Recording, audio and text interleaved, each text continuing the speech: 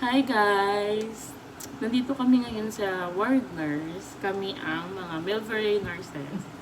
Hi! Ako si Andrea. At siya naman si... Leia. At si... Mara. Ngayon, nandito kami dahil nagpapalipas kami ng oras. Dahil kami ay mga night duty. Nagkakape kami ngayon. Kape. Medyo hindi kami toxic ngayon. Isa lang ang pasyente. Isa lang ang pasyente namin. So, we are waiting sa progress ng labor ng patient. Habang nag-aantay tayo ng progress, mag-Q&A tayo. Mag-Q&A tayo ha. Kasi naman yung mga question natin sa Instagram. Yung mga kinoment niya. Yung mga kinoment yung question, sasagutin natin ngayon. Shout out sa'yo, Russell Castillo. At saka Sweet Cell na naghihilik ngayon. Sarap ng tulog, samantalang kami hindi pa natutulog. Kagigising lang. Kapag nga pala meron kayong mga kakilala ng mga anak, gusto magpa-check up sa OB, Monday to Sunday po ang clinic namin. Punta lang po kayo sa Milveray, Tabang Plaridel po. Hanapin niyo lang po si Leia, si Andrea, at si Mara. Okay, sa question number 1. Kailan daw kayo nagkaroon ng first love? Anong taon daw kayo nagkaroon ng first love? Leia, ikaw muna. First love mo daw. First love ko, grade 6. Grade 6? Grade 6 ako. Pero puppy love lang yun. First love nga, hindi puppy love. Oo nga. Yung first love mo talaga yung talagang first tumibok love ang ko. puso mo. Parang masusuka na. Lagabog. Lagabog. Yung parang napansin mo na ito na talaga yung aking first love. Okay, ilang taon? 1997. Nag-aaral pa ako. Ilang taon ka nun? 16. 16 years old, wow. Sa kanina grade 6. 16 years old, pero hindi yun yung napangasawa mo. Yun yung napangasawa ko. Huh? Yun? Yung una. Oo. Naku, baka mag-away kayo ng asawa mo pagka in-upload ko to. Mag-iwalay si Leia at saka asawa. So, pass na yun. Pass na yun, siyempre. Tapos ngayon, meron siyang... May present naman ako Ayun, ngayon. may present siya ngayon. Okay. So, ako naman po, Ikaw yung naman, first love Andrea. ko po is 21 years old po ako. So, yun po yung present husband ko po. Wow. First love never dies. And still in love with each other.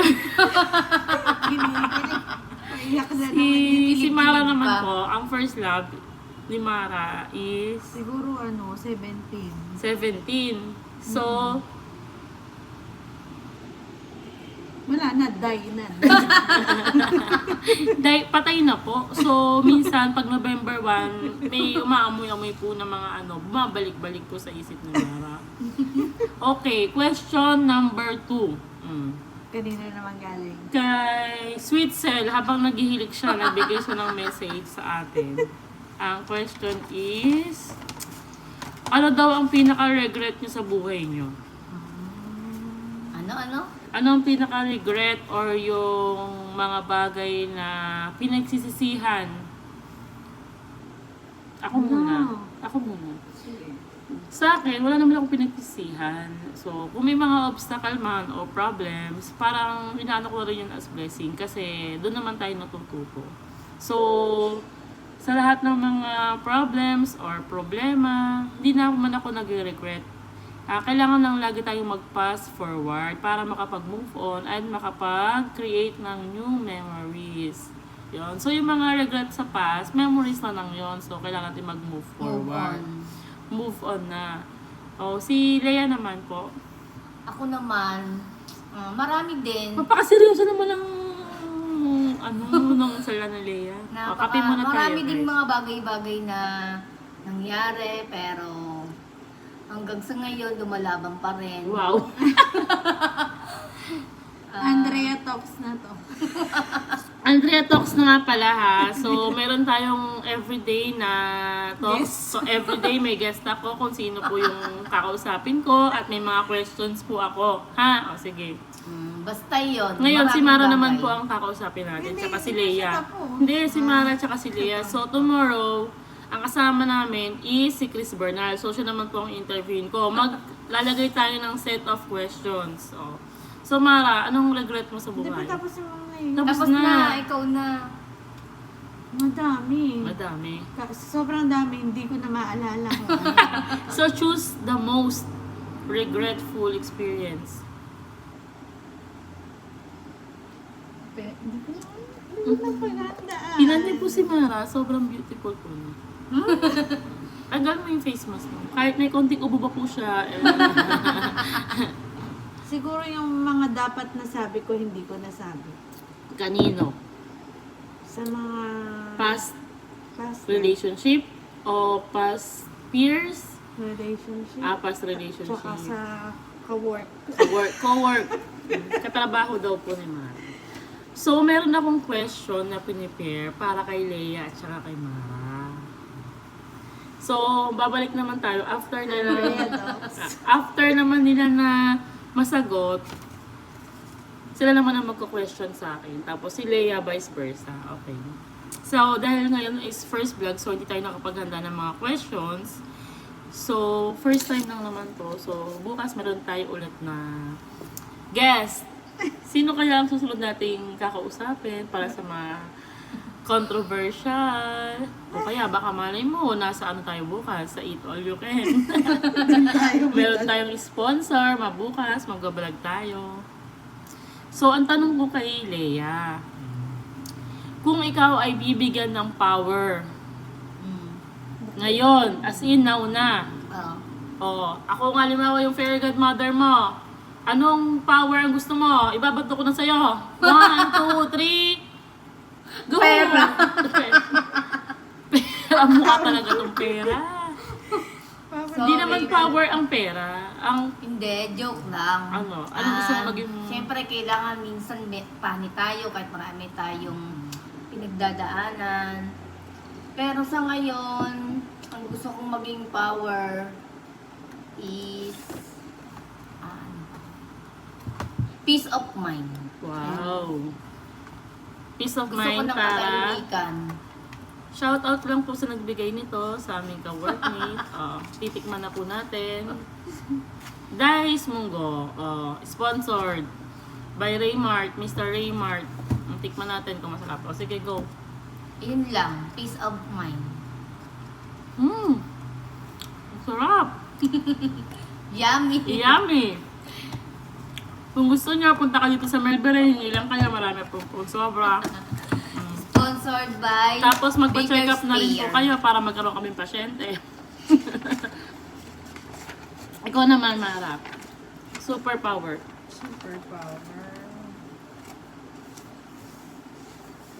Siguro maka-heal ng mga broken-hearted. Talaga mo naman. Napapanawan sa araw ng mga puso. Bakit, Mara? Broken-hearted ka ba? Hindi naman. So para lang Siyempre, sa yung... pinagdaanan mo. Para lang hindi na sila maging broken. Parang kung pwede lang hindi na sila makaramdam ng broken heart. Oh. Ganun. Ako naman, Huwag nang maulit. kung magkakaroon ako ng special power, siguro is magkaroon ako ng maraming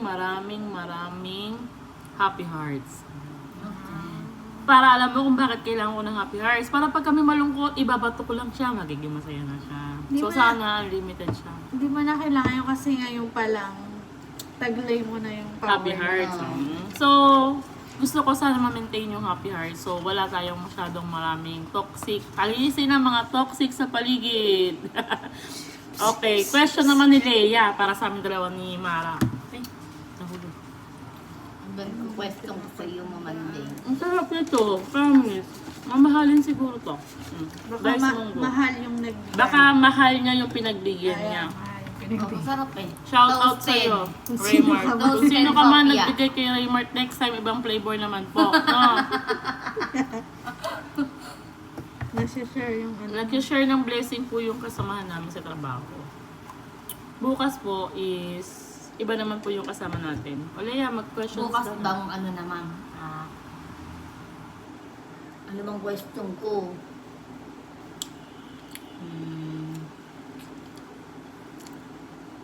Mahirap talaga pag hindi na paganda. Oo. Hindi yan. Truthfully. Ano na naman Andrea sabi mo? Talks. Ano naman sabi mo sa buhay mo ngayon? Oh. Kung hindi ka makapag-ano sa ng question.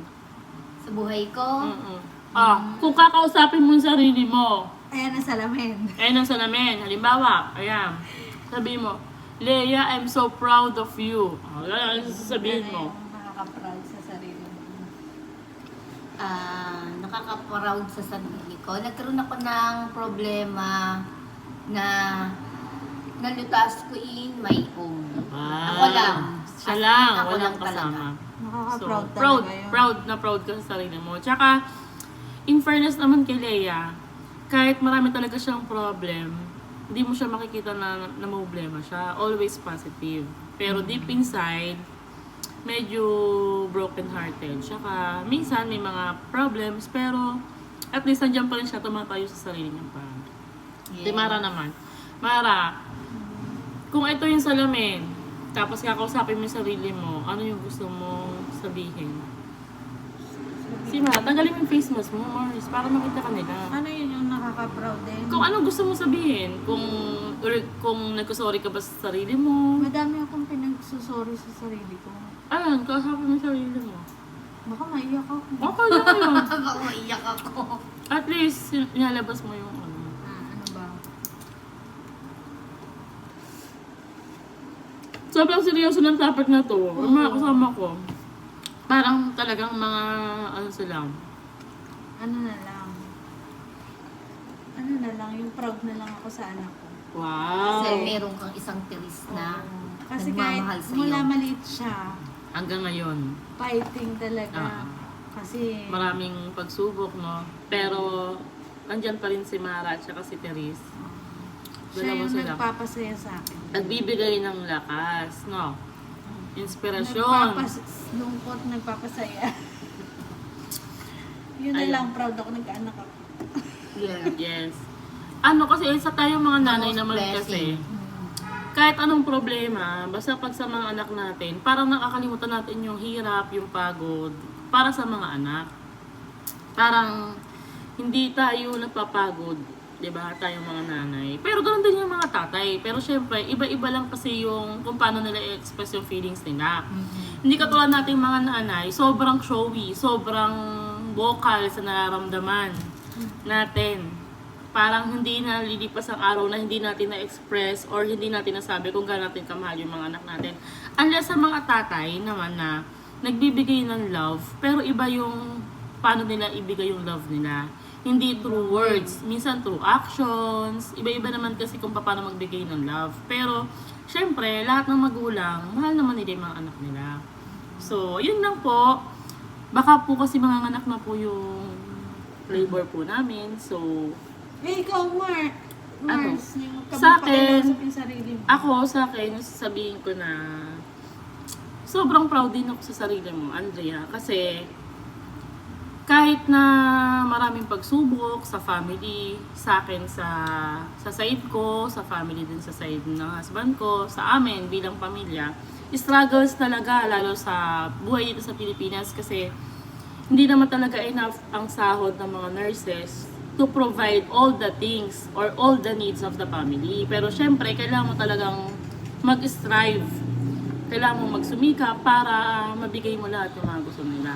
So, sobrang proud ako dahil kahit maliit lang yung sahod, nagagawa pa rin maging happy at nagagawa pa rin maibigay lahat ng mga gusto or pangangailangan ng mga kids.